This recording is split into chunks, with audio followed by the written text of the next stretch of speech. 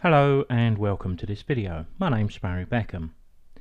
The subject here is presets and profiles. These are a few changes that appeared in April 2018 in both Photoshop's Adobe Camera Raw and also Lightroom. Although presets and profiles may appear similar, there is a subtle difference between the two. With presets, for example, if we select a preset and later come back and select another preset, it's a fair bet that all the original changes made by the first preset will be overwritten by the second. Profiles work slightly differently, and for me, presets are what I use in Adobe Camera Raw as a starting point in a RAW manipulation. I can preset all the common settings, then I can take over the individual manipulation from that point. With profiles, I would do all of my editing and use the profiles almost like a filter or to create a derivative of the original. When we apply profiles, they do not change any of our previous settings. Now, when we open up an image into Adobe Camera Raw, as I have here, you may notice a slight change to the basic set of adjustments. Up at the top right, you'll notice the little word profile alongside a drop-down menu and 4 tiny squares.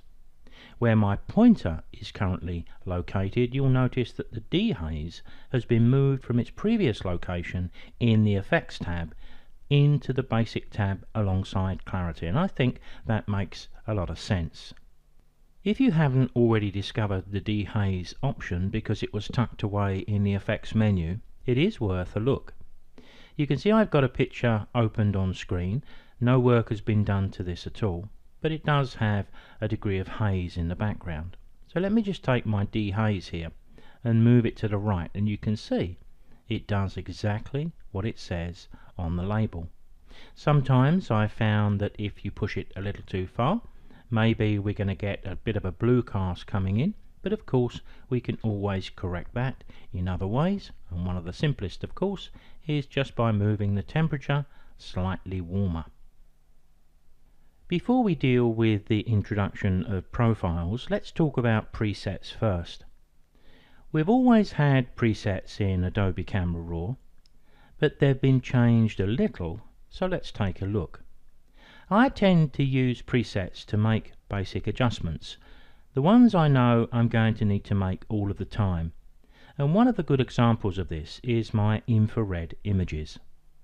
So here we have 8 infrared images, but of course I could quite easily have 100 or 200. Now what I typically use my presets for is to add into all of these images in one go the sort of changes I know I'm almost certain to make. It doesn't tie me down and commit me to those changes. I can use those changes as a starting point. Let me demonstrate what I mean by first selecting any one of these and double clicking, and of course it's a raw file, so it will be intercepted by Adobe Camera Raw. What we want to do here is to add the basic settings, the ones I want to apply all of the time.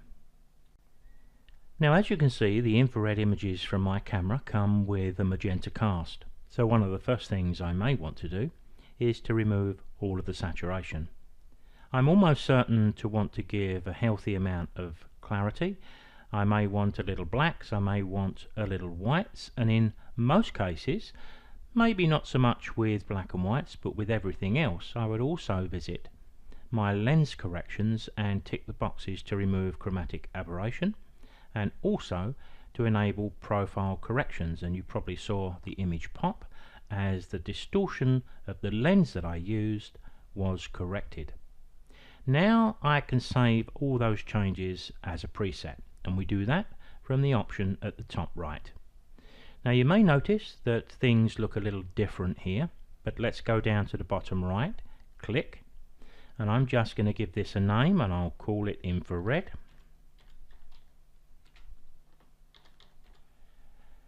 We can adjust what we're going to save, but generally speaking I tend to save all of them, and you can see it's going to put them in a set called user presets. So I'm going to click OK and we'll see it appear over the right hand side. Now prior to the changes in April 2018, if I hit Done here and then went back to Photoshop's bridge, I could select one or a number of images from my infrared folder, right click, and if I went down to Develop Settings, infrared would appear. But as you can see, there's been a slight change and the infrared doesn't appear. Now one of the reasons I thought that that may be the case was that Bridge may need rebooting. So let's test the theory by closing Bridge and then relaunching it. Why do things always take a long time when you're recording? Right click, Develop Settings, and my infrared preset is still not there. What I've discovered, in fact, let me reopen the image that I adjusted. What I've discovered is that we need to do two things. First of all, we need to make our preset a favorite. So I'm going to make it a favorite by clicking the little star and it blocks in, but we can right click and we've got a choice there to make it a favorite or remove it from a favorite. But what we also need to do then is click Done, and I have found that I do need to close down Bridge. When I next open it up, let's assume I've got a lot more images in here than just these 8. I can select them all, right click on any one, and there's my infrared. So it's very convenient to change all of those images and to put in those initial changes, and then I can move on from there. Now with the spinning round of the screen, you can see I've opened up a completely different image into Adobe Camera Raw, and what I've done here is just to apply some changes to it, because profiles will not alter the changes I've made.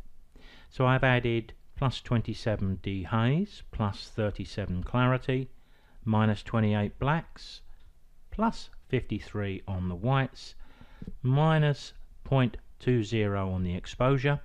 So what I'm going to do now is to go up here, and we can get to these from the drop down menu, but I'm going to go directly to the 4 little squares, because when we do that we get a nice convenient thumbnail.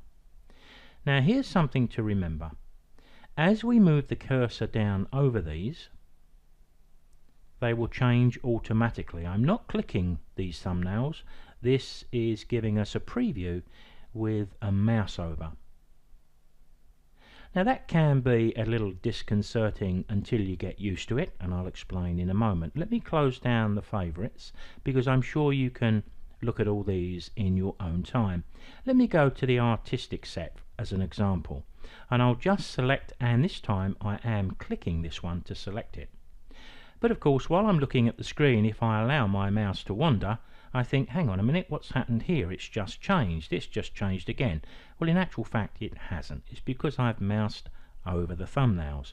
If I move my cursor off, I've still got the profile that I selected, and I almost said preset then. Now, if I'm not careful, I'm going to mistakenly call these presets rather than profiles, because I'm so used to those. But what we do have at the top of the screen here is an amount slider. So when we select a color or an effect from the profiles, if it's a bit too intense, then we can use the slider to reduce that. If it's not intense enough, then of course we can push the slider way up. Remember that these sliders all work much the same, and any time you want to reset them back to where they came from, just double click the little triangle and it'll snap back to the default position. To leave the profile browser, which is what it's called here, we need to click close. But if we look down at the settings, you'll notice that the dehaze, the clarity, the blacks, the whites that I mentioned earlier, none of those have been changed by the addition of a profile. To remove a profile, I'm going to go back to my 4 little squares. I'm going to go back to Adobe Raw and select Adobe Color, which is the setting that I have on my camera. So there we are, back to the original image, but if I click close once again, I haven't altered any of the settings already applied to this particular image. If we go back into the profiles for a moment, and we go back to, well, let's choose another one. Let's go down to some black and white options, and you can see if let me close up the favorites to make a bit more space. You can see there's quite a few options here. So as I mouse over them, we can see the effect. Now if I start to use one of these and find it meets my needs quite a bit, let me click black and white 4. What I can also do is hit the little star, and that will be applied to my favorites. Let me close them down, open up the favorites, and there you can see black and white 4 is now a part of those. Now wherever we're selecting these options from, let's move on to the modern set, and we'll just pick one of these, and I'll click to select that. We can right click and we get the opportunity to add this to the favorites, to hide the profile, to hide the entire set. Not entirely sure why I'd want to do that. I suppose if we had a set we rarely used, we could do that. And we can reset our favorite profiles. We also get the opportunity to view them in a slightly different way via this drop down option, grid or list, but I quite like the thumbnails myself, so I'll probably use them in this way. The spinning round of the screen indicates we've now opened up an image into Lightroom's Develop module. What I've done with this image is much the same as I did in Adobe Camera Raw. If you look over to the right hand side, you can see I've applied some changes. I've added some vibrance, 38. I've added dehaze, 43. Clarity, 50. Minus 31 in blacks, plus 31 in whites. But that's just about it. But look what we have up here, exactly the same as we saw in Adobe Camera Raw. If I click the 4 little squares, the profiles will open up to us. Let me just scroll down to the artistic, and I'll pick something different, or better still, let's go to the modern ones which we haven't seen, and I'll just close the artistic down so we've got a bit more space. As we pass over these, same thing happens. Look, we've got the preset, or the preview I should say, with a mouse over. But then if we land on one of these that we think, well, that looks quite nice, I'd like to work with that, then we can just click it to select it. And if we go up to the options at the top, we've got the same amount slider that we can apply. And when we're ready, we can close the profile browser, and we can see that none of our changes have been affected by the application of a profile. I'm sure many users of Lightroom are already aware of this, and also those who use Adobe Camera Raw. But Adobe Camera Raw and the Develop module of Lightroom are virtually identical. So to remove my profile, should I want to, I could go back to my little squares here. I can just tuck the modern ones away. I can go to Adobe Raw, and I can select my Adobe Color, which is the setting I usually run with most of the time. But remember, that hasn't changed all of those original settings. If we want to reset them, of course, we need the reset button. I hope you've enjoyed this video, but then again you must have done, otherwise you wouldn't have watched it to the end. If you're watching on YouTube, check out our links below to our Photoshop for Photographers video course, and also don't forget to hit our subscribe button. Now the course we've got laid out, which can be downloaded in sections, you can go as far into the videos as you wish at a speed that suits you. You learn at your own pace. This video was also created for my monthly newsletter. Each month I produce a newsletter, and I always include a video with it. If you'd like to be included in the mailing list, then come along to my website send me an email and just write newsletter in the subject line and I'll add you to my list.